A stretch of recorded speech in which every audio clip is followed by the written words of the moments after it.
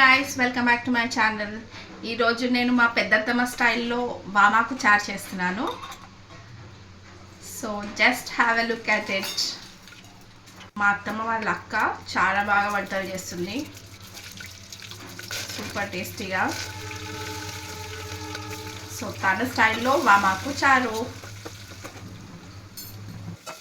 So ఫస్ట్గా pan పెట్టేసుకునేసి oil వేసి తాలింపు వేసేసుకోవాలి. టమాటోస్, ఆనియన్స్, వామాకులు కూడా యాడ్ చేసుకోవాలి. దగ్గర నుంచి చూడండి ఎంత కలర్ఫుల్గా ఉంది. దీనికి చాలా బెనిఫిట్స్ ఉన్నాయంట. కోల్డ్, కాఫ్ ఉన్న వాళ్ళకి ఈ చారు పోసుకొని తింటే సూపర్ టేస్టీ అండ్ సర్ది దగ్గు కూడా పోతుందంట. సో మీరు కూడా ఒకసారి ట్రై చేయండి. చింతపులుసు పోసుకున్నాక ఒక 5 minutes మరగని అండ్ వీఆర్ డన్ విత్ వామాకు చారు. Hope you like the video. Thank you for watching. Please subscribe to my channel.